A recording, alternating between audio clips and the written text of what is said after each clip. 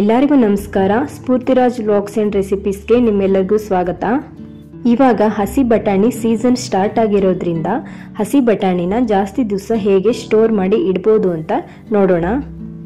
ಮೊದಲಿಗೆ ಹಸಿ ಬಟಾಣಿನ ಎಲ್ಲನೂ ಈ ತರ ನೀಟಾಗಿ ಬಿಡಿಸ್ಕೊಳ್ಬೇಕಾಗತ್ತೆ. ನಿಮ್ಗೆ ಎಷ್ಟು ಬೇಕೋ ಅಷ್ಟು ಕ್ವಾಂಟಿಟಿನ ತಗೊಳ್ಬೋದು. 1 kg 2 kg 5 kg ಎಷ್ಟು ಬೇಕಾದರೂ ನೀವು ತಗೊಳ್ಳಿ. ನಾನಿಲ್ಲಿ 1 ಬೌಲ್ ಬಟಾಣಿನ ತಗೊಂಡಿದ್ದೀನಿ ಅಷ್ಟೇ. ಜಸ್ಟ್ ಮನೆ ಯೂಸ್ಗೆ ಅಂತ ತಗೊಂಡು ಬಂದಿದ್ದನ್ನ ನಿಮಗೆ ಹೇಗೆ ಸ್ಟೋರ್ ಮಾಡೋದು ಅಂತ ತೋರಿಸ್ತಾ ಇದ್ದೀನಿ. ನೀವು ಸ್ಟೋರ್ ಮಾಡೋಕ್ಕೆ ನಿಮ್ಗೆ ಎಷ್ಟು ಬೇಕೋ ಅಷ್ಟು ನೀವು ತಗೊಳ್ಬೋದು. ಈ ಹಸಿ ಬಟಾಣಿ ಅಂತೂ ತುಂಬಾನೇ ಸಾಫ್ಟ್ ಆಗಿ ಚೆನ್ನಾಗಿರುತ್ತೆ. ಹಾಗೆ ಸ್ಟೋರ್ ಮಾಡಿ ಇಟ್ಕೊಂಡ್ರೆ ನಾವು ಪ್ರತಿಯೊಂದಕ್ಕೂ ಕೂಡ ಹಾಕಿ ಅದನ್ನ ಯೂಸ್ ಮಾಡ್ಕೊಳ್ಬೋದು. ಒಂದು ಪಾತ್ರೆಯಲ್ಲಿ ನೀರನ್ನ ತಗೊಂಡು ಅದನ್ನ ಬಿಸಿಗೆ ಇಟ್ಕೊಳ್ತಾ ಇದ್ದೀನಿ. ನೀರು ಬಿಸಿ ಆದ್ರ ಮೇಲೆ ನಾವು ಬಟಾಣಿನ ಅದಕ್ಕೆ ಹಾಕ್ಕೊಳ್ಬೇಕು.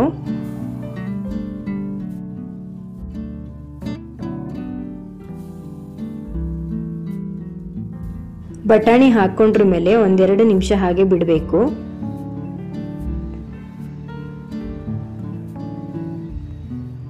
ಒಂದರಿಂದ 2 ನಿಮಿಷ ಜಸ್ಟ್ ಈ ತರ ಕುದಿಸ್ಕೊಳ್ಬೇಕು ಅಷ್ಟೇ. ಜಾಸ್ತಿ ಕುದಿಸಕ್ಕೆ ಹೋಗ್ಬಾರ್ದು. ಈ ತರ ಬಟಾಣಿ ಎಲ್ಲ ಮೇಲ್ಗಡೆ ಬಂದ್ರ ಮೇಲೆ ಗ್ಯಾಸ್ನ ಆಫ್ ಮಾಡ್ಕೊಳ್ಬೇಕು. ಈಗ ಗ್ಯಾಸ್ನ ಆಫ್ ಮಾಡ್ಕೊಂಡಿದ್ದೀವಿ. ಬಟಾಣಿ ಜಾಸ್ತಿ ಬೇಯಬಾರ್ದು. ಕೂಡಲೇ ನಾವು ಇದನ್ನ ತಣ್ಣೀರಿಗೆ ಶಿಫ್ಟ್ ಮಾಡ್ಕೊಳ್ಬೇಕು.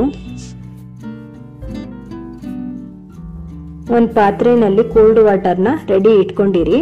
ಕೂಡಲೇ ಅದಕ್ಕೆ ನೀವು ಶಿಫ್ಟ್ ಮಾಡ್ಕೊಳ್ಬೇಕಾಗತ್ತೆ.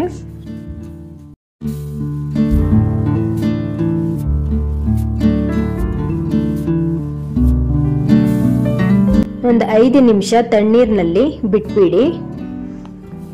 ಒಂದು 5 ನಿಮಿಷ ಆದ್ರ ಮೇಲೆ ಅದನ್ನ ಒಂದು ಕಾಟನ್ ಬಟ್ಟೆ ಮೇಲೆ ಹಾಕ್ಬಿಟ್ಟು ಹರಡ್ಕೊಳ್ಳಿ.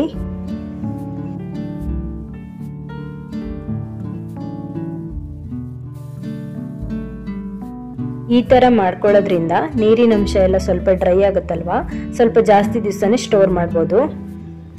ಈ ತರ ಎಲ್ಲವನ್ನು ಹಾಕೊಂಡು ಒಂದು ಅರ್ಧ ಗಂಟೆ ಹಾಗೆ ಬಿಟ್ಬಿಡಿ. ಆಮೇಲೆ ಅದನ್ನ ನೀವು ಏರ್ ಟೈಟ್ ಬಾಕ್ಸ್ನಲ್ಲಿ ಅಥವಾ ಯಾವ್ದಾದ್ರು ಪೌಚ್ನಲ್ಲಿ ಸ್ಟೋರ್ ಮಾಡಿ ಇಟ್ಕೊಳ್ಬೋದು. ರೇಟ್ ಕಡಿಮೆ ಇದ್ದಾಗ ಜಾಸ್ತಿ ತಂದು ಈ ತರ ಸ್ಟೋರ್ ಮಾಡಿ ಇಟ್ಕೊಳ್ಳಿ. ತುಂಬಾನೇ ಹೆಲ್ಪ್ ಆಗುತ್ತೆ. ಇವಾಗ ಇದು ಸ್ವಲ್ಪ ಡ್ರೈ ಆಗಿದೆ. ನಾನು ಒಂದು ಗಾಜಿನ ಬಾಟಲ್ಗೆ ಹಾಕಿ ನಿಮಗೆ ತೋರಿಸ್ತಾ ಇದ್ದೀನಿ. ಜಿಪ್ಲಾಕ್ ಕವರ್ ಬರುತ್ತಲ್ವಾ, ಅದರಲ್ಲೂ ಕೂಡ ನೀವು ಹಾಕಿ ಸ್ಟೋರ್ ಮಾಡ್ಬೋದು. ಫ್ರೀಝರ್ನಲ್ಲೇ ಇಡಬೇಕಾಗತ್ತೆ. ಫ್ರೀಝರ್ನಲ್ಲೇ ಇಡೋದ್ರಿಂದ ತುಂಬ ದಿವಸ ಅದನ್ನು ಸ್ಟೋರ್ ಮಾಡ್ಬೋದು. ಈ ವಿಡಿಯೋ ನಿಮಗೆ ಹೆಲ್ಪ್ ಆಗಿದ್ರೆ ಪ್ಲೀಸ್ ಒಂದು ಲೈಕ್ ಮಾಡಿ. ಹಾಗೆ ವಿಡಿಯೋನ ಆದಷ್ಟು ಎಲ್ಲರಿಗೂ ಶೇರ್ ಮಾಡಿ.